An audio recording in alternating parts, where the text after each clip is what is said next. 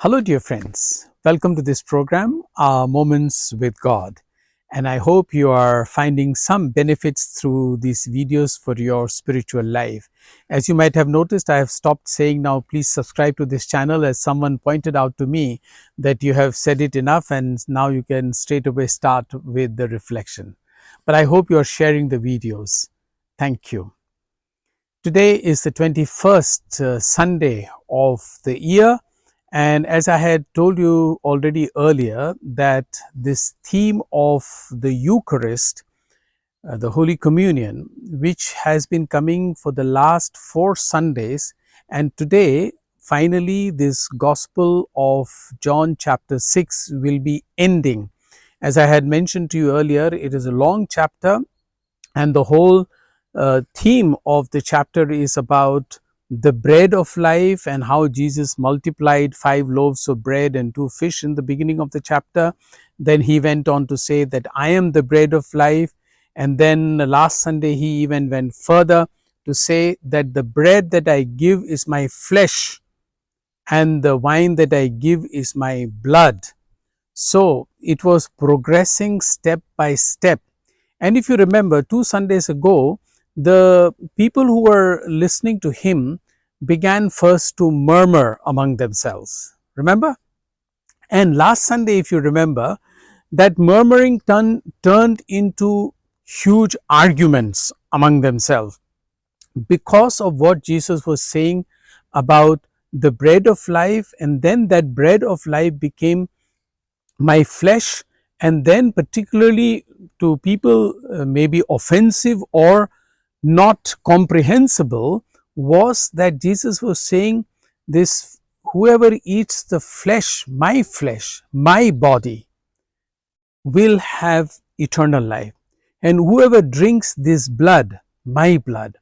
So naturally, people who were hearing for the first time, they could not comprehend what he was saying, what he exactly was meaning, and therefore an argument broke among themselves. But Jesus kept on insisting what he wanted to say, and not only what he wanted to say, but actually he was going to leave behind with all of us for eternity his real presence among us, not just his words. Of course, his words, as he will mention today in the gospel, his words are life and spirit. He will mention that. But he wanted to leave more than just his words.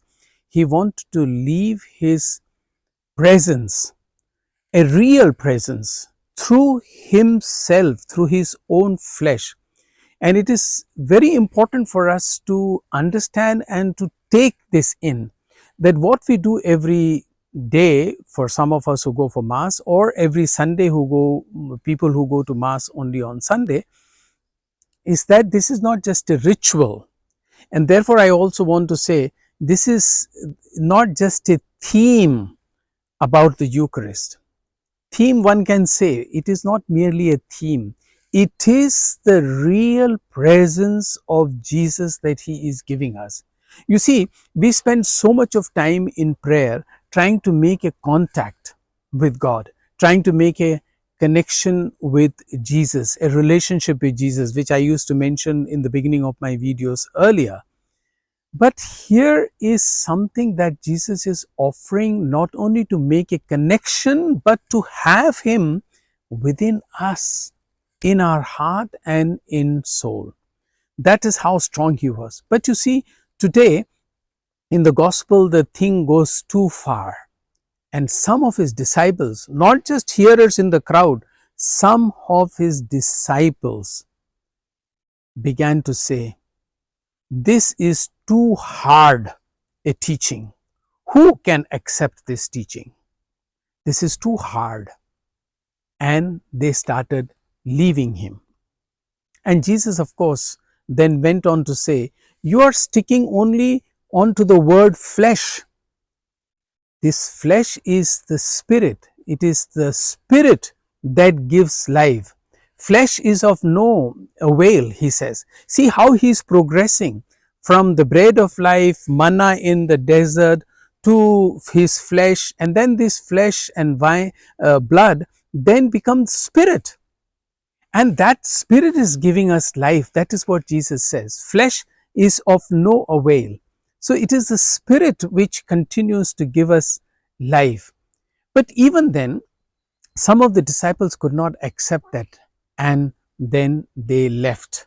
They left Jesus. What a tragic end to this beautiful passage that Jesus is talking about, his giving his own self, that some of them could not accept it, could not understand, of course, and could not accept it, and they finally leave him.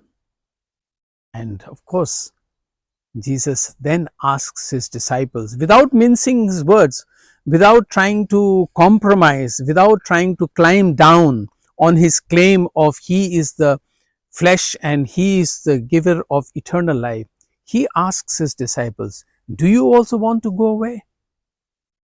Yes, he is leaving us free. He is leaving everybody free. God leaves everybody free. Do you also want to go away? God says, I will stick to what I have to say and what I have to do. I am not going to climb down.